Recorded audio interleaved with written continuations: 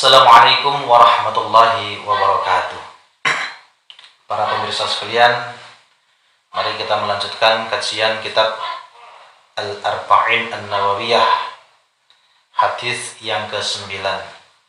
Bismillahirrahmanirrahim. Qala al-muallif rahimahullahu ta'ala wa nafa'ana bihi wa a'adda 'alaina min barakatihi fid dharain amin. Bismillahirrahmanirrahim. Al-haditsu at-tasi'u ay hadza al-haditsu at-tasi'u. Al-haditsu utawi iki iku hadis. Al-haditsu utawi iki iku hadis at-tasi'u kang kaping 9. At-tasi'u kang kaping 9. An Abi Hurairah, sinarita saking Abi Hurairah, rupane Abdurrahman bin Sakhrin. Abdurrahman bin Sakhrin radhiyallahu taala anhu. Qala ngendika sapa Abi Hurairah, qala ngendika sapa Abi Hurairah. Ngendika kepripun? Sami'tu mirang sapa ingsun Rasulullah ing Rasulullah sallallahu alaihi wa alihi wasallam yaqulu hale ngendika sapa Kanjeng Nabi, yaqulu hale ngendika sapa Kanjeng Nabi, manahaitukum ma utawi perkara nahaitukum kang wis nyegah sapa ingsun ing sira kabeh. Nahaitukum kang wis nyegah sapa ingsun ing sira kabeh anhu saking ma. Anhu ada yang maknai anhu tinggal saking ma gitu. Anhu saking ma fajtanibuhu mongko ngedohana sapa sira kabeh ing ma. Fajtanibuhu mongko ngedohana sapa sira kabeh ing ma. Wama utawi perkara amatukum kang wis perintah sapa ingsun ing sira kabeh. Amatukum kang wis perintah sapa ingsun ing sira kabeh bihi kelawan faktu mongko padha nglakonana sapa sira kabeh. Faktu mongko padha nglakonana sapa sira kabeh minhu saking ma mastata'tum ing dalem selagine kuwasa sapa sira kabeh. Mastata'tum ing dalem selagine kuwasa sapa sira kabeh. Fa inna ma ahlaka mongko angin pestine wus ngrusak.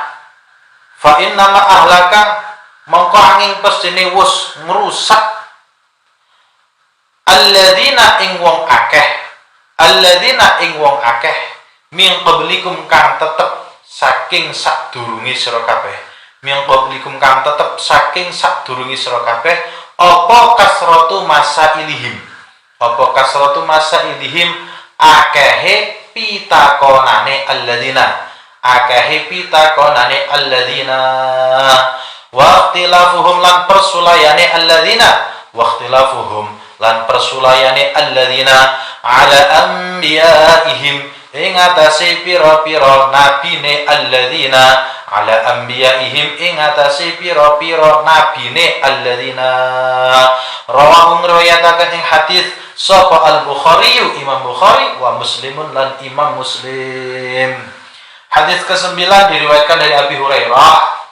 Nama asli Abu Hurairah adalah Abdurrahman bin Sakhrin radhiyallahu taala anhu. Beliau berkata, sami'tu Rasulullah, saya mendengar Rasulullah sallallahu alaihi wa alihi wasallam bersabda. Bagaimana Rasulullah bersabda? Rasulullah bersabda, "Manahaitukum anhu fajtanibuhu." Sesuatu yang telah aku larang kepada kalian, maka jauhilah. Titik. Wa ma amartukum bihi fa'tu minhu mastata'tum. Dan sesuatu yang aku perintahkan kepada kalian, maka lakukanlah semampu kalian. Artinya, dari hadis ini kita bisa ambil kesimpulan bahwa ketika Rasulullah melarang kita tentang suatu hal, maka kita diperintahkan untuk menjauhinya dengan sangat menjauhi. Artinya tidak ada toleransi di dalam hal-hal yang diharamkan oleh Allah maupun Rasulullah. Semisal Allah mengharamkan khamr, Allah mengharamkan minuman keras. Lantas kita mengatakan, saya ingin mencoba sedikit saja, maka itu tetap tidak diperbolehkan. Jadi ketika Allah atau Rasulullah sudah melarang sesuatu, maka sedikit pun itu tidak boleh dilakukan. Termasuk melakukan zina.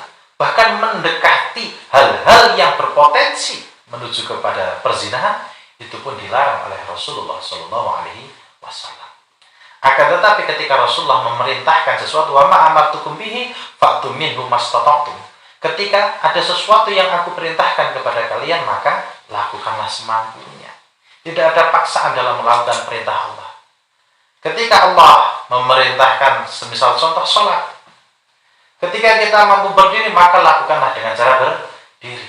Ketika kita tidak mampu berdiri, mampunya duduk, maka lakukanlah dengan duduk.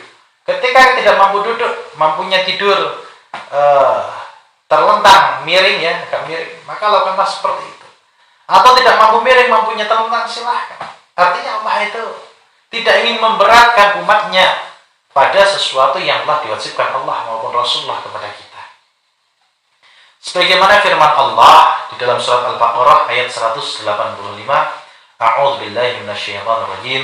Syahrul Ramadan alladzi unzila fihi al-Qur'an hudan lin-nasi wa bayyinatin minal huda wal furqan. Faman syahida minkum asy-syahra falyashumhu wa man kana maridan aw 'ala safarin fa'iddatun min ayyamin ukhra. Yuridullahu bikumul yusra wa la yuridu bikumul 'usra wa litukmilul 'iddata wa litukabbirullaha 'ala ma hadakum wa la'allakum tashkurun. Artinya beberapa hari yang telah ditentukan, beberapa hari yang telah ditentukan ialah bulan Ramadan, bulan yang di dalamnya diturunkan Al-Quran sebagai petunjuk bagi manusia dan penjelasan-penjelasan mengenai petunjuk itu dan pembeda antara yang hak dengan yang batil. Karena itu, barang siapa di antara kamu hadir di negeri tempat tinggalnya di bulan itu, maka hendaklah ia berpuasa pada bulan itu. Kemudian Allah menjelaskan lagi, dan barang siapa yang sakit atau dalam perjalanan, maka wajib baginya untuk berpuasa.